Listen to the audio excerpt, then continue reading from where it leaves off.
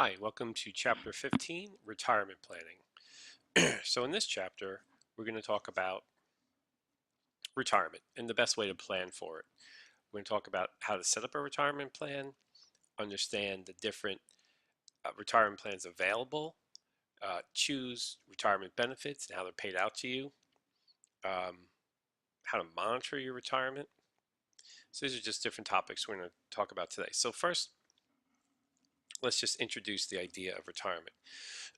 So this is something that generally you need to worry about as soon as you graduate college and get your first job. As soon as you start saving for retirement, the smaller weekly burden will be on your overall income.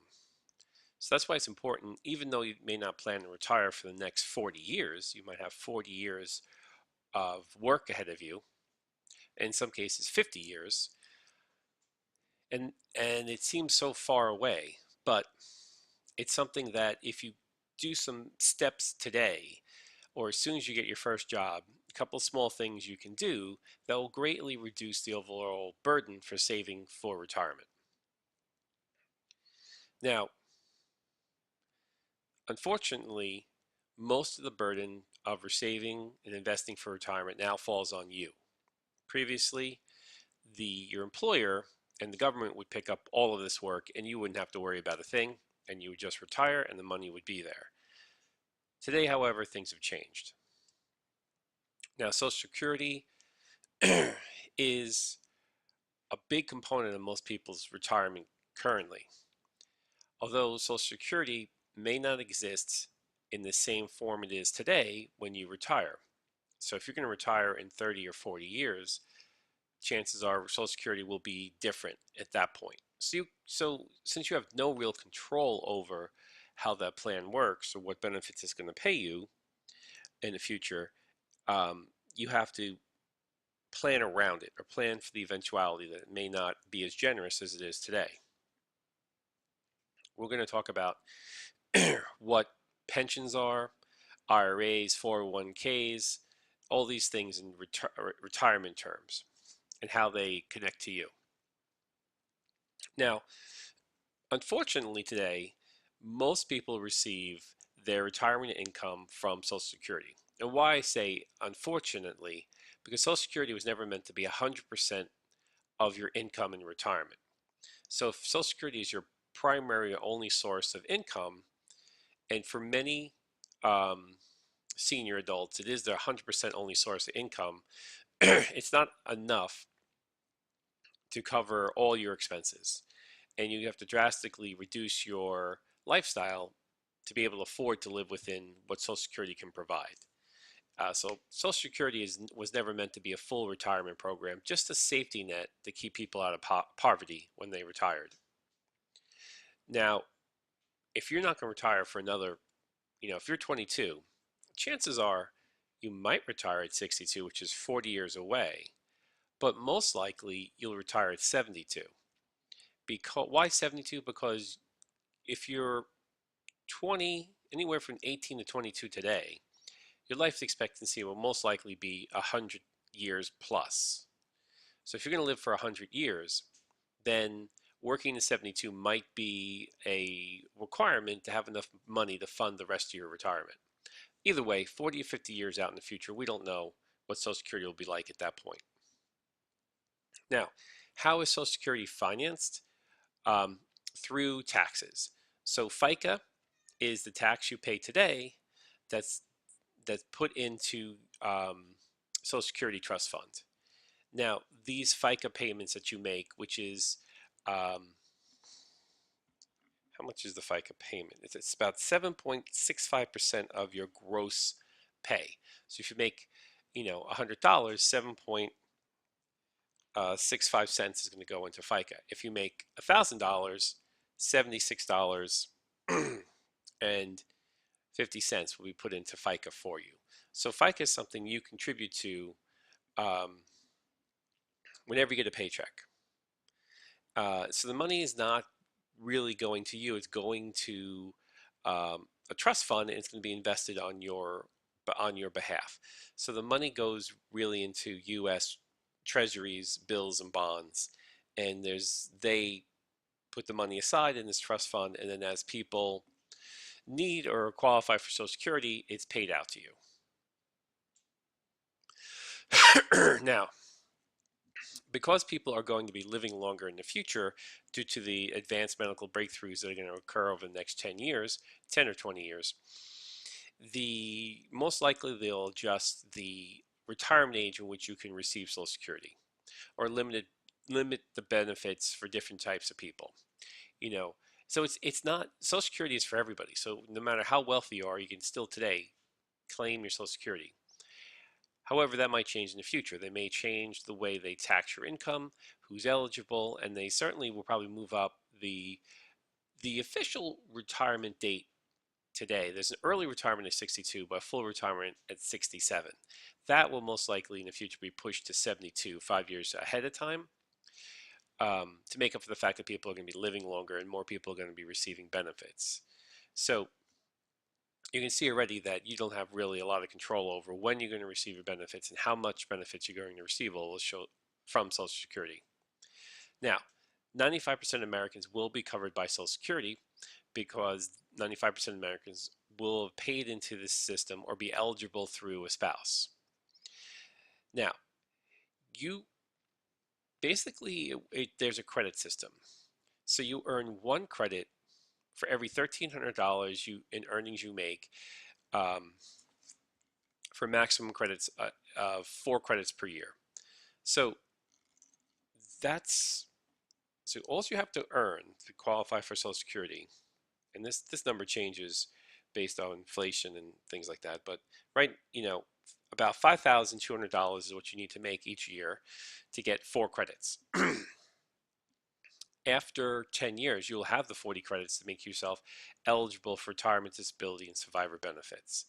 So it doesn't take much to be eligible for Social Security. So you really only have to make about $5,200 a year for 10 years to get the 40 credits to be eligible.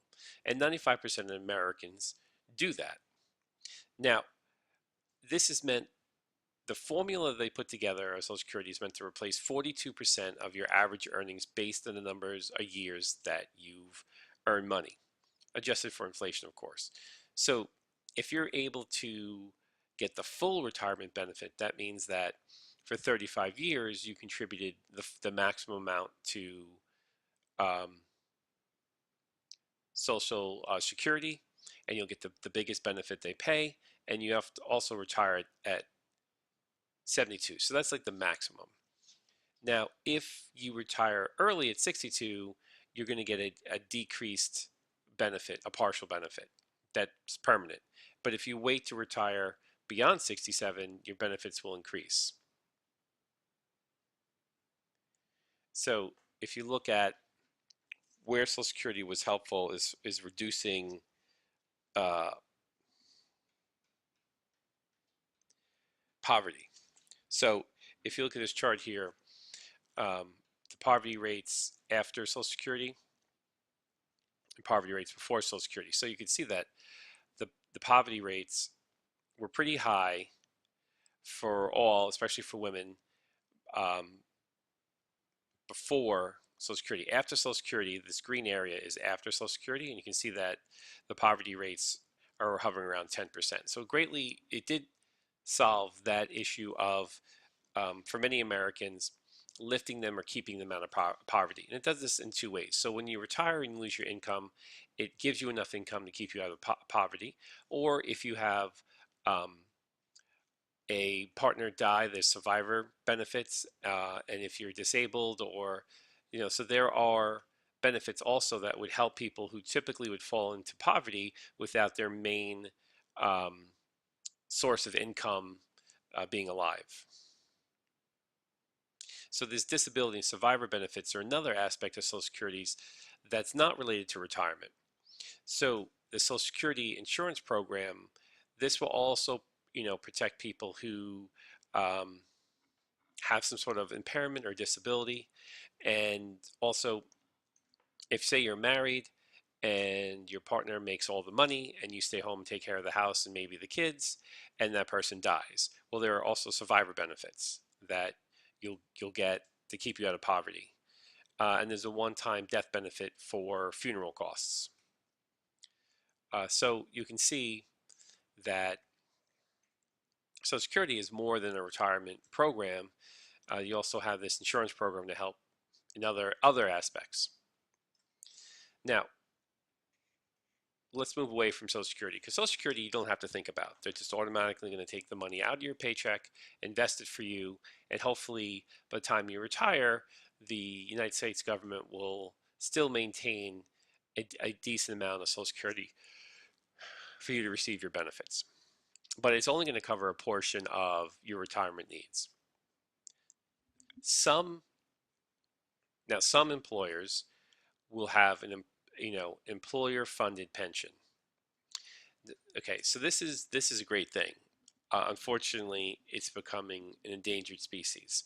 But this is where you work for a company, maybe the same company, for a good part of your working life, and that company will support you through retirement. Now, today's pension plans are rare because in the 80s, when the 401k was developed, and when companies were looking for ways to become more profitable, and when unions became weaker in the 80s, companies were able to eliminate the pension plans. So the unions, in most cases, weren't strong enough, or weren't able to prevent this due to the systematic weakening of unions during the 80s, and also the need for companies to show ever escalating earnings encouraged them to discontinue their retirement plans, because they were costly and a liability for companies. But in the past, it was a good solution for employees, because the company would take on all the risk of investment and payout, and then they would either fund it out of company profits. So for you as an employee, you typically wouldn't pay anything into these pensions, although you might. And at the time you retired, after a certain amount of vested years working for the company, you'd receive this pension upon retirement. Now, one thing that is important to mention is, in today's work market, the average employee is spending fewer and fewer years working for one employer. So when when you switch employers, that can sometimes sort of reset the pension vesting. And that's another reason why, even if there were a lot of pensions in place today, many of them workers would not be eligible due to the constant career shifting. Okay, defined benefits plan. This is a traditional pension plan where you receive a defined amount of money on retirement. So that just basically means you retire and you qualify for $3,000 a month in pension income, and it's defined, and you know exactly what you're going to get. Now, there are two types of retirement plans: the contributory and non-contributory plans. So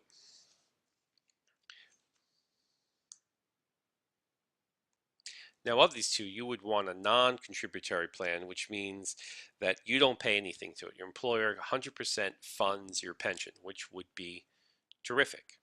However, most of the pensions wound up converting to a contributory retirement plan, where you and your employer both pay into it. And then eventually they just eliminated the pension plans altogether. So of course the best thing would be is that you didn't have to contribute at all. It was 100% your employer. And then they would have some sort of formula that would calculate your average salary, the number of years you worked, times a factor to figure out what your defined benefit was. And so that way you could sort of estimate how much you'd be receiving. Now, excuse me. Now, as I talked about before, these pension plans, they lacked portability, which means that if you leave the company, you can't take your pension with you. You lose your pension if you're not vested. And that's one of the things that the 401k plan is a little bit superior, because the 401k plan you can move with you from employer to employer. Now, vested, this means, have you worked long enough to qualify for the pension plan? And the different pension plans have all different vesting levels, meaning that you have to work a certain amount of years to get up to 100% vested in the pension plan. And for some companies, that could have been 10 years or 20 years. Although the vesting also is possible in 401ks. So if there's a company match, they may require X amount of years for you to work before you can uh, keep those company match contributions to your 401k. Now, a funded pension plan is one where the the company is going to you know fully fund the pension plan,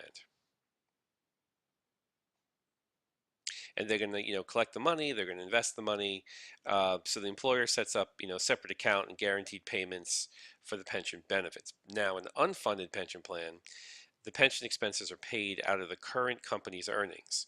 So what's good about a funded plan is a little bit more stable, for because the money's there, it's been saved, and it can be um, received even if the company goes out of business.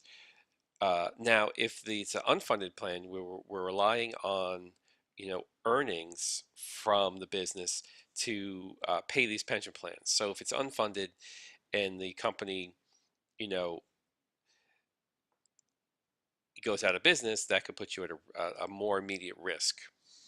This is one of the things they that made the post office um, unprofitable for a long period of time, was having a funded pension plan and funded medical benefits that the recently the government changed this mix to make it less of a burden because it was so substantial of a yearly cost. Okay.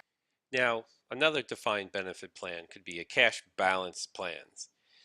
Now, the cash balance plan uses a different formula for accumulation of benefits, one in which employers or workers are accredited with a percentage of their pay each year, plus a predetermined rate of interest or earnings on that money. So typically, this account earns interest at the close of a long-term period, like a treasury bond rate. So with a cash balance plan, the account grows at a set rate regardless of how much is actually earned in the investment. So additional workers don't get to make investment decisions, and they generally get lower returns with their cash balances than they um, would be able to earn otherwise. Um, so under the cash balance plan, employers contribute a percentage of your salary into your personal account, and it's generally between 4 and 7%. And the contribution then grows, generally at a 30-year Treasury bond rate. So this is, might be a much more safe type of retirement plan where you're not really subject to the ups and downs of the market, but it's also going to be a very slower growing type of plan, and they're really not that popular. But it's much easier to track, and these are portable. So it exists, but you probably will never bump into this.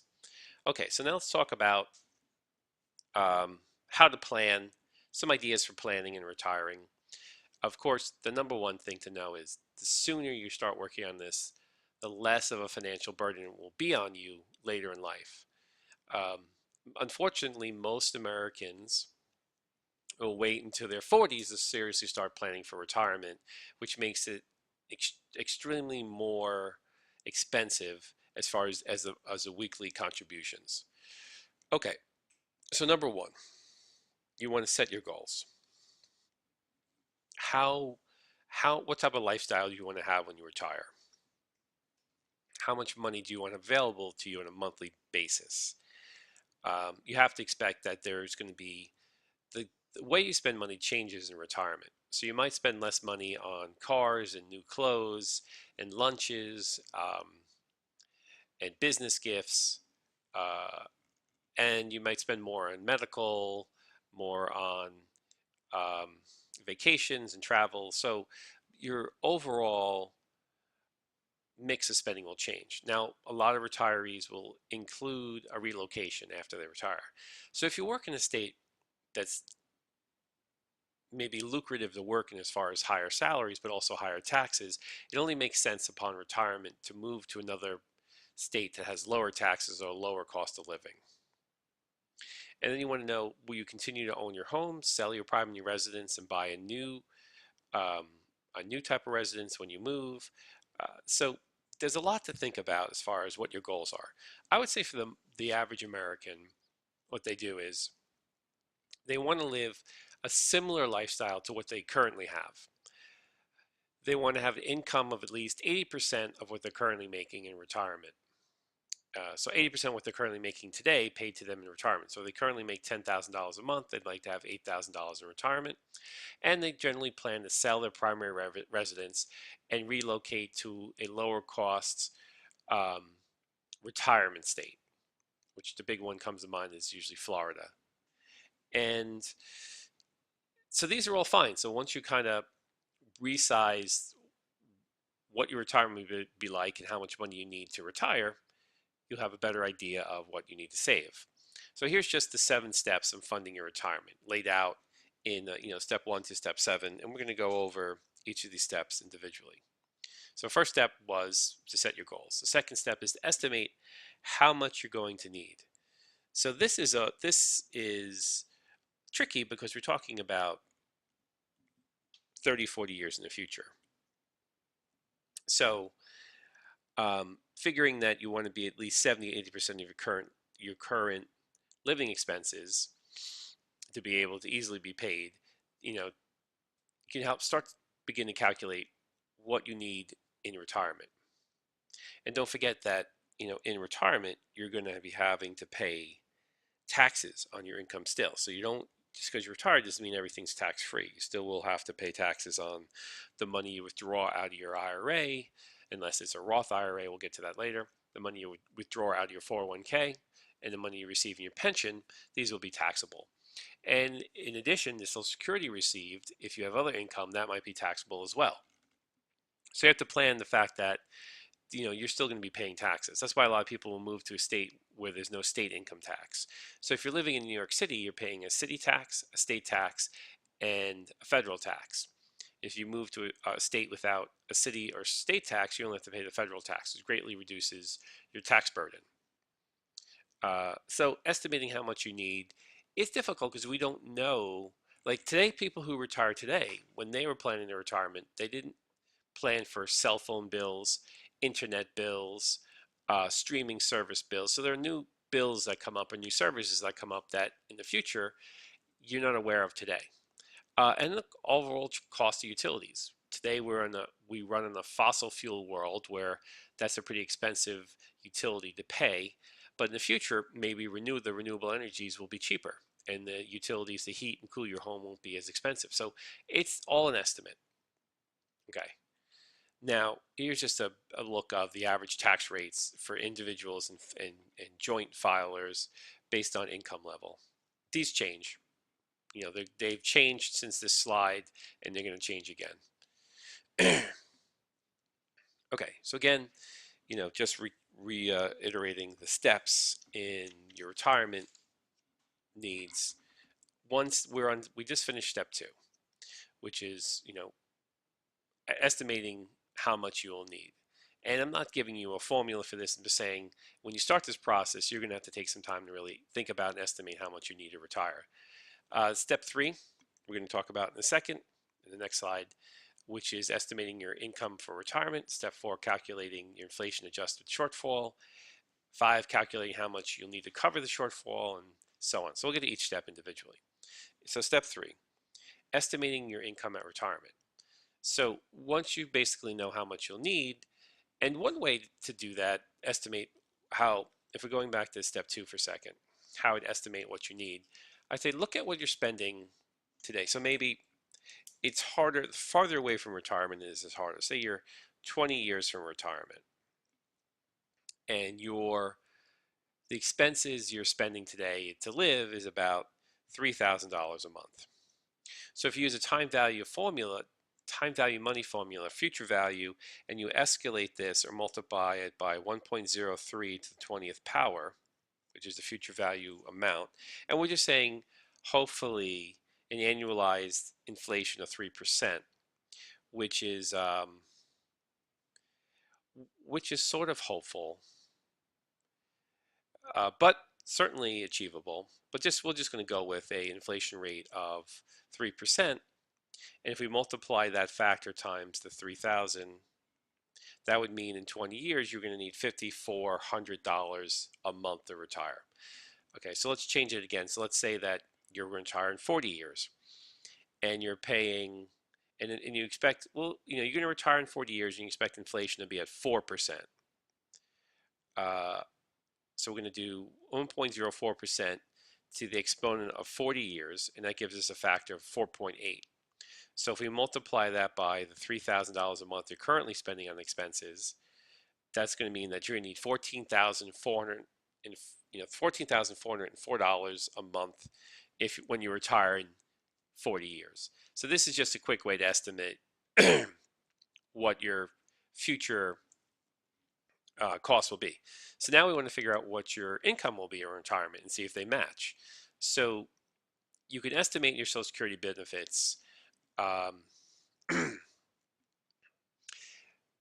there are there are Social Security does get adjusted by the current inflation, so you don't have to worry about Social Security outpacing inflation. So what I would do is I would take how much you're expecting to spend. Maybe it's 14,000. Subtract what you would estimate your current um, Social Security would be, and that you can go to. There's plenty of calculators that can estimate what your Social Security is based on some common inputs and how much you think you'll make over the next amount of years, and then that will help understand what the rest has to be covered by 401k or pensions or IRAs. Since most people don't have pensions, you're going to have to cover up the shortfall yourself with an IRA. Now,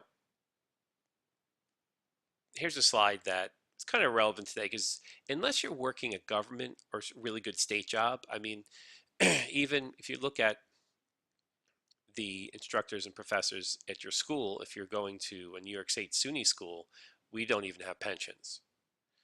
So not every state or government job is going to guarantee you get a pension, but some of them still do have them grandfathered in. So if you do belong to a company, a rare company or a government institution that's going to give you a pension, here are some questions that you can go over um, to kind of think about how solid is that pension plan. And you may want to do this because maybe you get two job offers. One is for a company in the city, maybe it's paying $100,000, and then you get another job offer from a government that's only going to be paying you $75,000, but with a pension. You may want to really see, well, what's the value of that pension, in relationship to my salary, and maybe the value of the pension is about $25,000 a year, making the two salaries equal. So benefits and pensions do have to come into play, and that's why sometimes you'll accept a lower pay at a government job because you'll have better pensions and benefits than, say, a company. Okay, calculate the annual inflation adjusted shortfall. So if your retirement income is going to be larger than, if your retirement income needed is going to be larger than the retirement you have, then you're going to have to kind of go back and figure out what's the gap. So basically, say you figured out you're going to need $14,000 a month when you retire, and you currently only have about $10,000 a month in retirement income between your 401k, IRA, pension, or Social Security. The difference is you're going to have to adjust your savings or your retirement planning to compensate for that difference. So you're going to need to calculate how much you're going to need to cover the shortfall. So what is the annual shortfall in your retirement, and how much should you be saving to make up that difference? Um, and it's all part of that calculation. So again, this is sort of going back to when you're in step 4, you have to go back to step 2 and 3 and kind of keep recalculating until you get to the point where you're going to match the needs in retirement. So now, if you know how much you're going to need, you're going to have to put more money away little by little each year to meet that shortfall. And there are plenty of online um, websites that can help you calculate this. Now, I'm just going to one. There's so many of these. You can do a Google search. You can do some of the ones that are going to be on the that are in the PowerPoint here to look at. So I'm just going to go to this one site here, Smart Asset. And these are just an area where you can kind of what if scenarios, or you can get calculations easy on your retirement planning. So let's say that, let's say you're a Stony Brook student who just graduated. Okay. And some of the students I'm talking to are making 80,000 upon graduation. And you're going to retire at 72. Actually, Social Security, let's see, you want to retire at, I guess I'm going to use a slide bar, 72. Your monthly savings are 400. Annualized retirement expenses, they're putting at 52,000, and your birth year is 1990. And we're going to say that you have a 401k, and that your balance is, you've just started out, so your balance is only $1,000.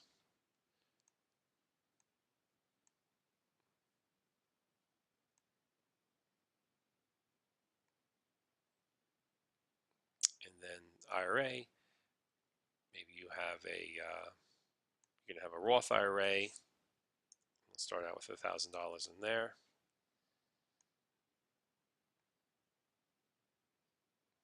And we'll say for pensions, we'll just say none for pensions.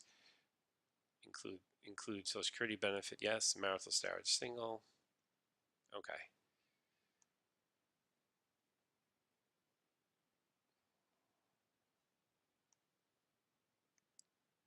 Okay. So this is just some of the basics. So if this is the basics, to have sufficient savings for a lifetime in retirement that covers your annual retirement expenses of 52,000, we would recommend saving a minimum of $1,100 a month. So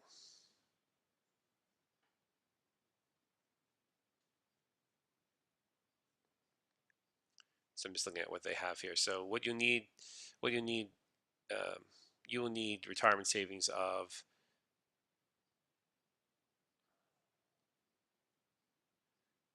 post-annual income. Okay, so you can see here that based on what you have, what we've set up, there's a shortfall, what we have and what we'll need. So we're going to make some adjustments here. We're going to say that your monthly savings, we're going to change this to 800. Now this annual retirement saving expense is based on a percentage of this 80,000, and they're going to adjust it for inflation. So it's going to present everything in today's numbers, but they do factor inflation. So we're going to say we're born here, and then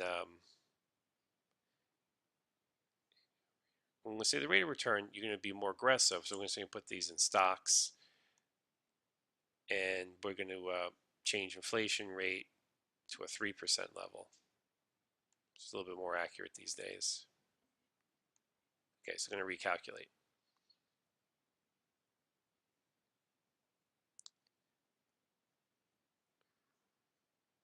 So here now we're on track to meet a retirement goal. Your savings at retirement will be 3 million, mostly because we switched that into a more aggressive stance to get a 10% return by putting our money in stocks. So we have what we're going to have, and what we'll need. We'll have much more than we need. So we'll see that things are going to grow pretty quickly based on putting our money into stocks. So let's just change this one bit. So let's say that maybe you make 100,000. Okay, you're going to retire at 67. Okay, you've been working. You're no longer 20. You're 40, and you're going to retire. So if you're 40, you say you're 42, so you were born in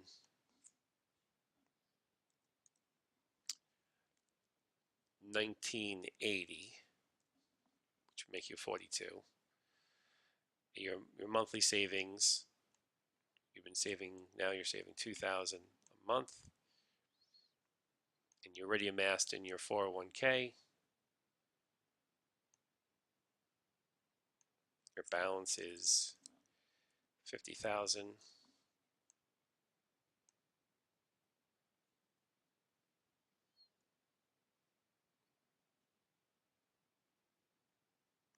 But you're you're in a more conservative 8% rate. So this is how you can basically play around with this, make some adjustments, and you'll see that you're still in a pretty good shape here. So maybe you could change your monthly savings down to 1,000, but you still have 27 years before you retire. So even at $1,000 a month, um, you will have more than you will need at retirement. Okay, so let's just go back to the lecture. So there, as you see, there are many different retirement calculators you can play with to get a better idea of how much you need to save each month in total combination between 401k, Social Security, plus any personal savings to give you a better idea of how much you need for retirement. So those little calculators are a very easy way to see. And then, as we found out, if just to go back to that retirement calculator quickly, if you want to have a minimal way to look at this, I'm just coming back here and I'm adjusting this for, let's lower our expectations. Say you're going to only make 60,000 when you graduate. You're going to try to save $400 a month, which is only $100 a week. You're born in the year 2000. I'm going to have to adjust this. We'll say that right now in your 401k balance, you have $1,000. And we'll say that you've saved $1,000 in your IRA. We'll keep that. And we'll say that your current cash and savings is 5,000, and we expect a rate of return. We're going to put you in that more aggressive stock rate of 10%. So if you only save $400, you're born in the year 2000, which most of you are. You only save $400 a month, which is $100 a week. You will have the equivalent retirement savings of $4 million when you retire, which is much more than you'll need as far as your retirement accounts will provide you $358,000 a month, and you're only going to need $143,000. So, as a bare minimum, I would say, if you look at how quickly your retirement takes off, the bare minimum, do $100 a week savings, and that will still be enough. Now, what I was trying to say here before, what if you wait until you're 40? If you wait till you're 40 to start your retirement, and you only have 27 years left, you could still come close to what you need. It's the people who are just starting to save for retirement now and say they're born in the 70s. These could be your parents. So you'll see that they're going to have a big shortfall, and they're going to have to save most likely double a month, or even more, maybe triple a month to get to the same point you're at. Well, not even to get to the 4 million, just to get where they could basically live. So this is why it's important to start saving early. Now, so basically, it's following that theme. If the percentage of your salary you'll have to save each year to accumulate 75% of your ending salary in retirement. So if you're at age 22, which a lot of you may be close to that age, you only have to save about 6% of your retirement. At age 25, 8% of your total salary for your retirement. At 35, this is going to be pushed up to probably about 18%, and then 30% if you're age 45 of what you're going to have to save out of yours. This is why it's much cheaper. You start at 22, you're only going to have to put away about 6% of your salary to retire comfortably. And if you wait till you're 45 to start saving for retirement, you're going to have to put away 30% of your salary. So you can see here that makes it a lot more expensive. The longer you wait, the more expensive this becomes. Okay, so what plan is best for you? There are many different types of saving vehicles. Most plans are tax deferred, so contributions can be made without paying any taxes or partially deductible taxes. And then you earn compound interest on your contributions as well as your earnings. And you're taxed when you withdraw funds. So so this is what I prefer, especially if you're you know, because you're able to put in money and save on paying taxes now, where you might be in a higher tax bracket, and that money plus its earnings grow um, faster because you're putting more money in each month, because you're putting all the money in also that's not going to taxes, and then you pay your taxes at the end. Now let's look at these two accounts. You're saving in a tax deferred account and a non-tax deferred account. So basically what we're saying is we're putting money in $2,000 before tax in both accounts. So before tax income. Now the green would show you if all your earnings were non-taxed and reinvested versus your earnings being taxed first then reinvested. There's a difference in 30 years between $100,000 in your account and about $300,000 in your account. So you see that being tax deferred, meaning that you're not paying interest on your earnings, not interest, you're not paying taxes on your earnings, can really help your money grow quickly. So that's why both the IRA and Roth IRA will have your earnings grow in a non-tax manner. But we'll get more into these IRAs in a minute. First, let's talk about the employee-sponsored retirement plans. So, an employee-sponsored retirement plan, this is something that is, you and your employer um, will make contributions into a retirement account, and it's basically, a savings account for your retirement.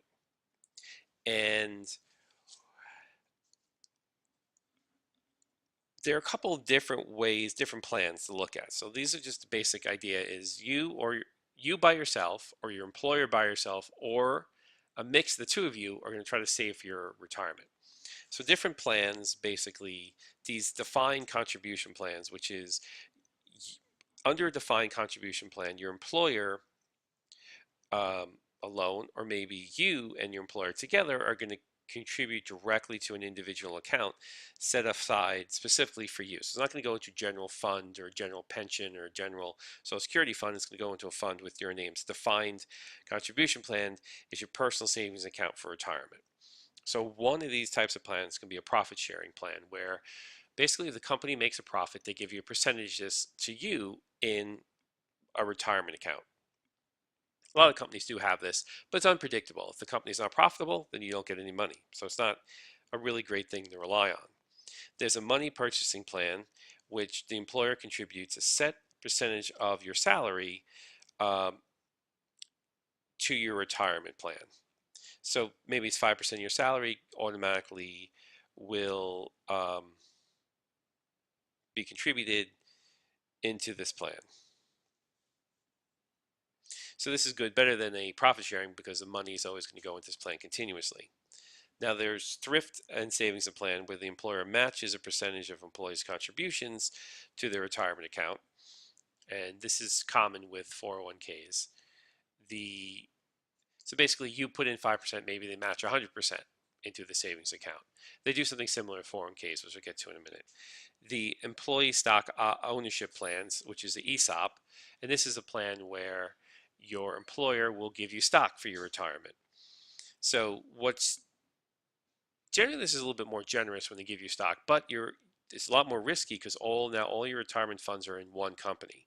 So if anything happens to that company, one, you might be unemployed, and two, the stock might be worthless. So the ESOPs are pretty risky for retirement.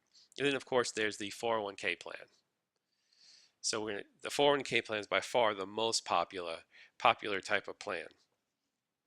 Now, with the 401k plan, you put money, part of your salary, into the 401k to save for retirement.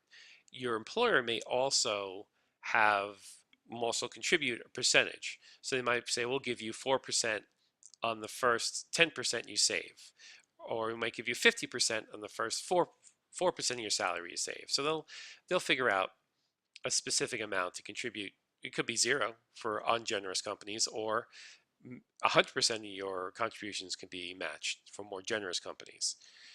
Now, the government will limit the contributions to 401ks, and the 401k that's like a public company. A 403b is more of a government organization. Both are very similar, and right now they've risen this contribution limit um, closer to 20,000 now, with a $6,000 catch up. So every year they do increase the amount you can, not every year, but many years they'll increase the amount that you can contribute to these 401k plans, but there's a maximum. So so generally it's around 20,000 if you're under age 50. If you're over age 50, they do give you an additional 6,000 to contribute into. So there's a limit of how much money you can put in these tax deferred 401k or 403b plans. Now, the 401k or the 403b is definitely the most popular because employers like it because they don't have to manage your investments. They don't have to pay out pensions to you. Basically, it is to set up a investment environment which you can elect to contribute a percentage of your salary into. They'll match. It's up to them how much or what they want to match. There's no laws on that. And then the this is what becomes your main source of funding for retirement. So the advantage is, you don't pay taxes on the money you contribute to the 401k plan, which means your money will add up and compound faster because there's no taxes that have to be paid while you're making contributions.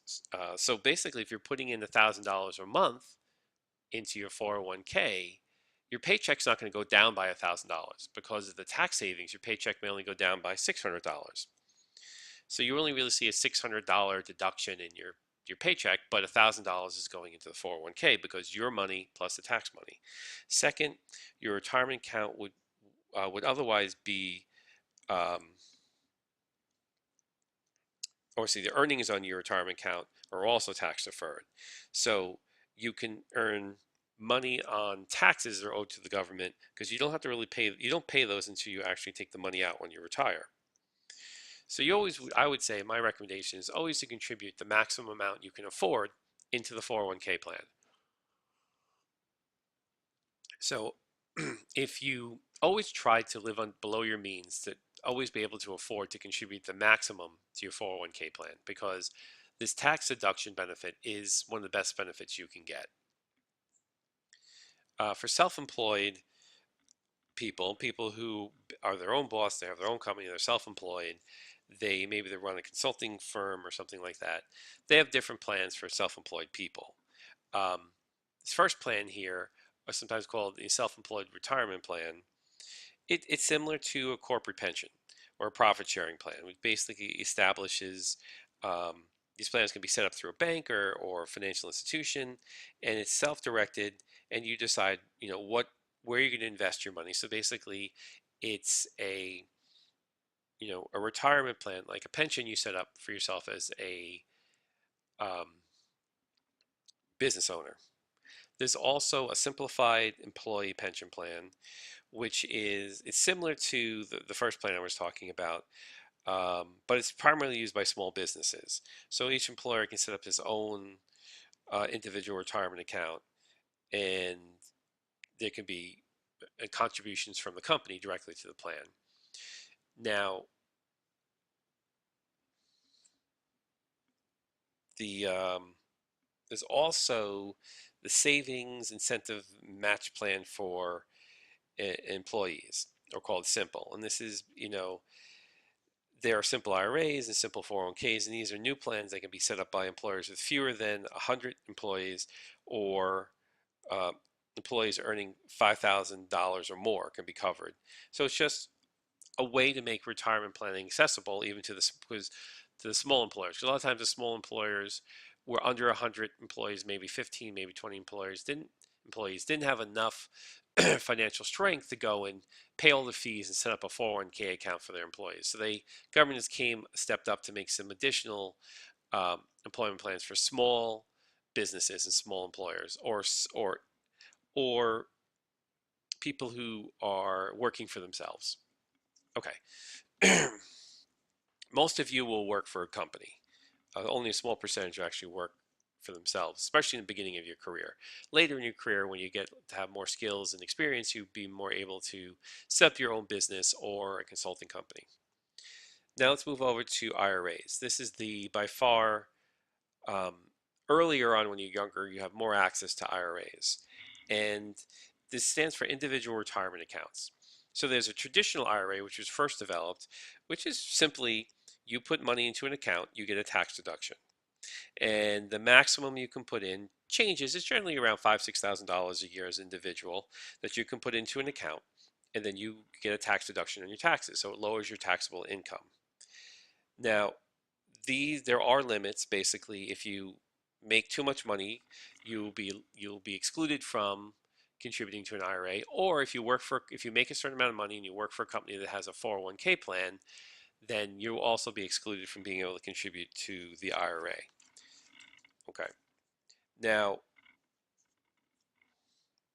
they also have a Roth IRA, and this is different.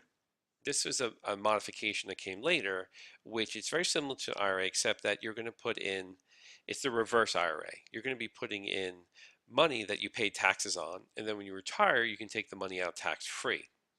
So definitely,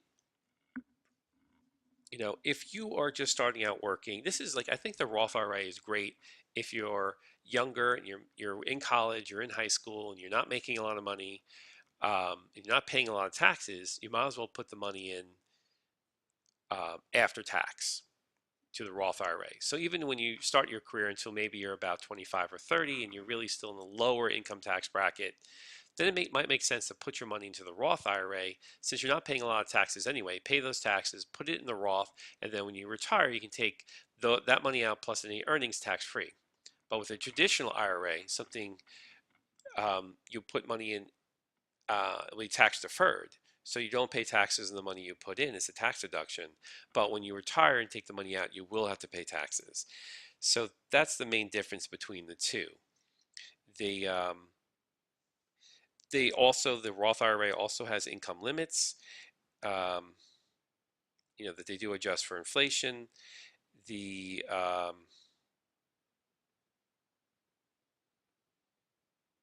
But most people will be able to contribute to a Roth IRA, and there are also these IRAs, and you can always contribute to a traditional IRA, even if you're over the income limits, you can contribute, but you have to contribute in after tax dollars. So nobody really wants to do that. You better put it in a 401k at that point.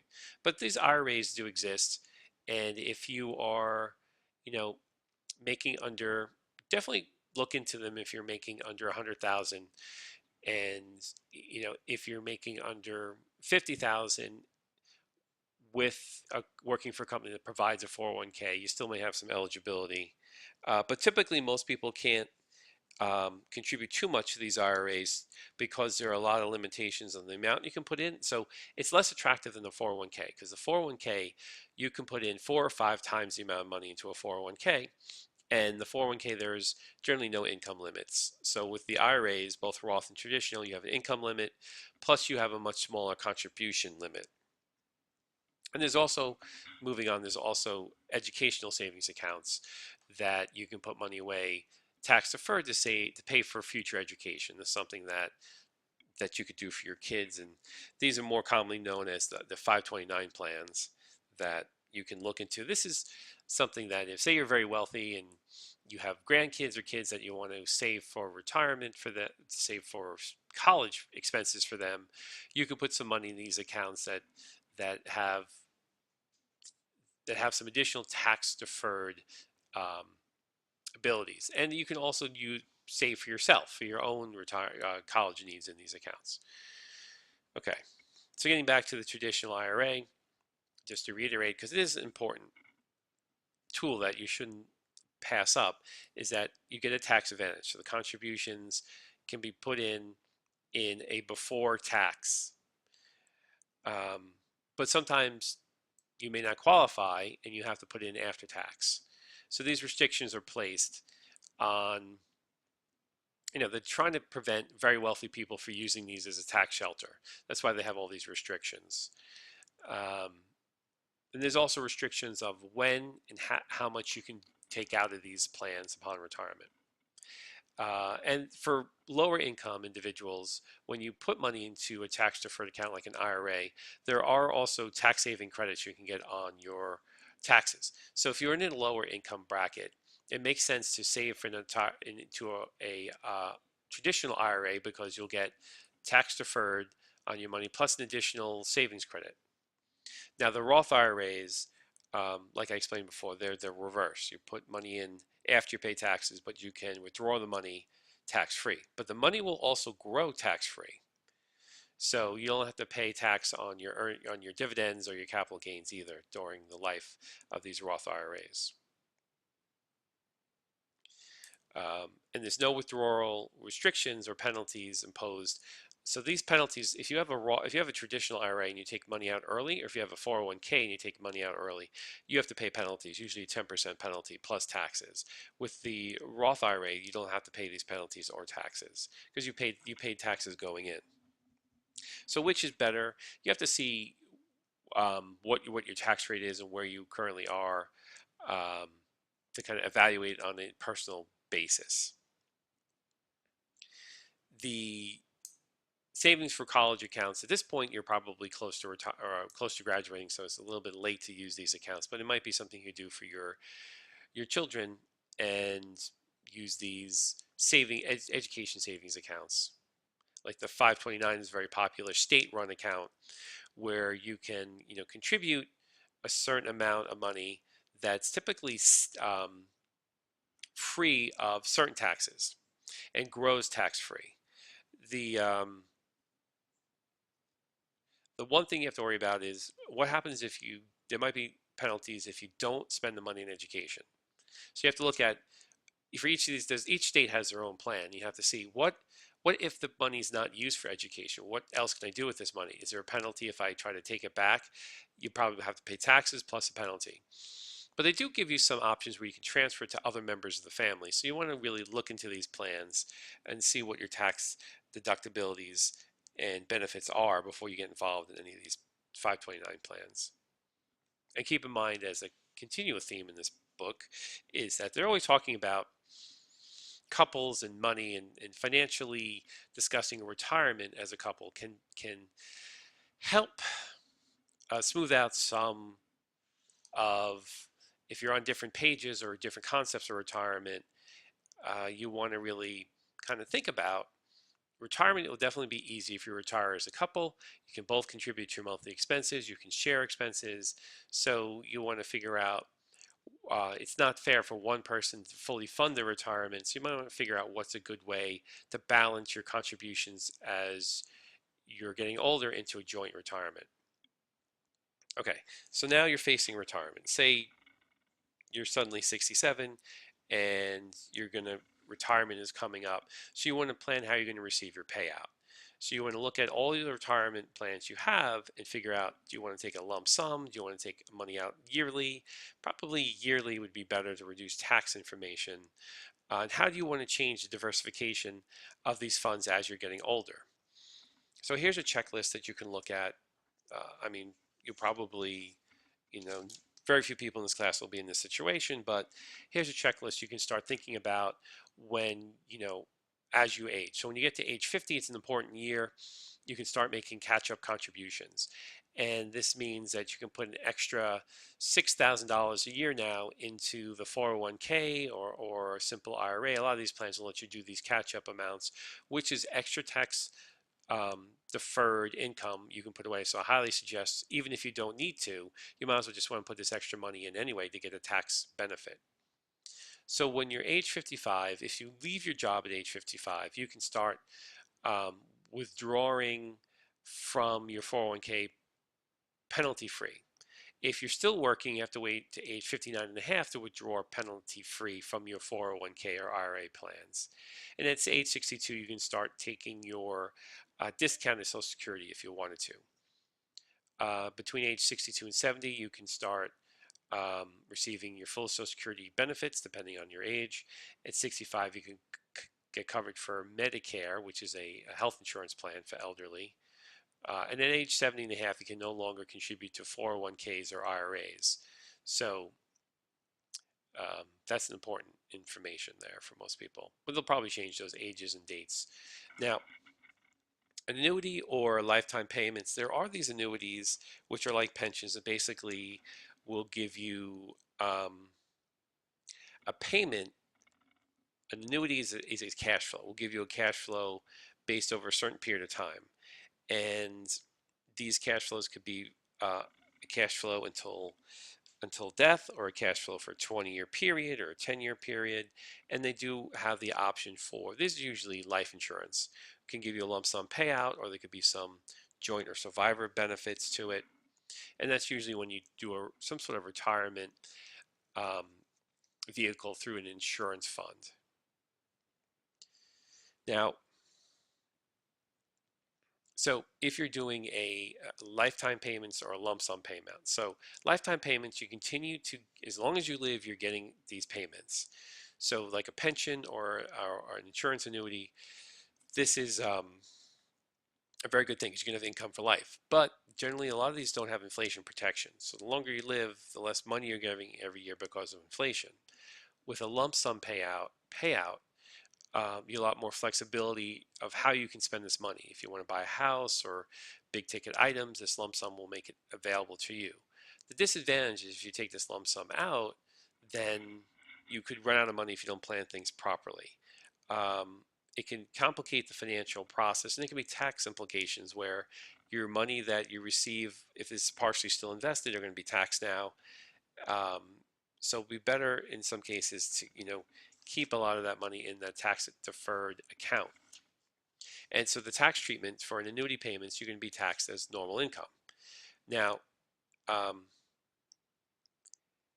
with a lump sum, you know, you're going to pay if you take the full amount of money out and put it in a regular savings account, you're going to pay taxes on that.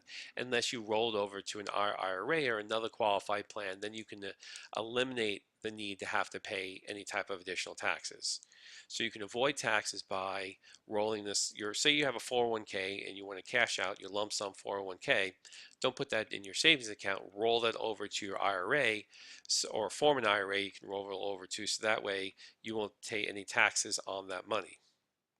And it can continue to grow on a tax deferred basis. So if you do quit or retire and you want to take that money out of your 401k, don't roll it over to an IRA and only withdraw from the funds as you need it. And you can kind of even create your own annuity and just pay yourself on a monthly basis out of your 401k that you've rolled over into an IRA, and you make your own annuity, and just hopefully that will be enough money to last you. So putting it all together, in order to um, rely on your retirement savings, you have to really analyze how much you have, what you're going to need, look at those 7 steps we talked about. And a sure way to make sure you have enough money in retirement is always save as much as you can. Maximize your tax shelters, maximize your 401k. Always invest the full amount you can put into your 401k or IRA that's allowed to you. Even if that means getting a used car instead of a new car, if that means living with your parents a little bit longer, if that means buying a smaller home or a smaller apartment to try to live below your means, if that means having roommates or a way to share expenses. If that's what you have to do to make sure you can contribute the maximum amount to your 401k or your IRA, you should do that, because the more aggressively you save in the beginning, the first 8 years, will greatly take off the burden of how much you have to save later in life. Now, where does most of your retirement income come from? For today's retirees, which is going to be different than you, a lot of the income comes from Social Security, earnings from working, pension, asset income, and other income. So some people still do work upon retirement. So you may retire and work part-time or less than part-time, or you might have some royalties, or you might have some, speaking engagements or consulting work. So some retirement income can become from actual earnings of working. Now, if we look at the highest and lowest income if you're a low income person, 80% of your retirement comes from Social Security and very few from these other sources. If you're a higher income person, typically on average, most of your income comes from continued earnings, as well as pension, Social Security, and asset income. These would be like stocks and bonds. So earnings, most people who continue to work in a part-time or a consultant basis upon retirement still have additional earnings coming in upon retirement. So let's propose you postpone your retirement, your start of your retirement savings over for 1 year. So instead of starting to save for retirement when you graduate college and you're 23, you wait a year to 24. That's going to cost you $235,000 in your retirement money. So you end up, um, so you only end up with more when you begin saving earlier. So every dollar you save now is going to have, a factor of 50 times the growth value versus when you're 10 years from retirement. So saving early is critical. So if you start saving now, um, and we're talking about um, how much you'll have upon retirement, just saving some of the basic amount now, like $400 a month, this is how much you'll have if you start at 40, start at 30, or start at 20. So if you start at 20, you're going to have 3 times the amount if you start at 30. So those first 8 or 9 years you retire can result in an extra $2 million worth of retirement funds. So don't miss those first 8 years. They're the most important. So other things that you should think about, things that could possibly cloud your retirement, is what inflation is going to be. If inflation gets too out of control, that makes retiring even more difficult. And if stocks and bonds can't beat inflation, that's going to be a problem. How long you're going to live. Right now, life expectancy may only be around 80 years old for most people, depending on your current age, male, female, things like that. If you start living over 100, this is going to really strain your retirement resources. So monitoring your progress is a good way to help try to compensate for some of these factors that may change over time. Now, also, insurance coverage may be important, especially medical insurance. You don't want to be semi-retired or retired without medical insurance, because one medical problem can wipe out all your savings. Um, just keep that in mind. So as a summary, when you retire, Social Security benefits may or may not be there for you, so you have to plan around them. And you have to also think about the level of your earnings in the future. You'll make more money in the future, will make it easier to save for retirement. And then you have to also understand that levels of inflation and change over time. So funding for your retirement can start with that 7-step process we had talked about in this chapter. And you always want to keep updating the latest tax treatment of individual retirement plans or 401ks, because the tax treatment changes. The amount of money you can save each year changes. Um, Penalties, contribution amounts, these are all going to change. You need to keep up to date with how these tax accounts are changing and take advantage of them as best you can. Monitoring your retirement savings as you go along. In the beginning, you probably don't want to really check your retirement accounts more than once a year. And it's going to be slow. It's going to be slow to grow in the beginning. But at a certain point, if you start at 22, by the time you reach 40 years of age, the retirement account really takes off. So the first 18 years or so, it's going to be slow.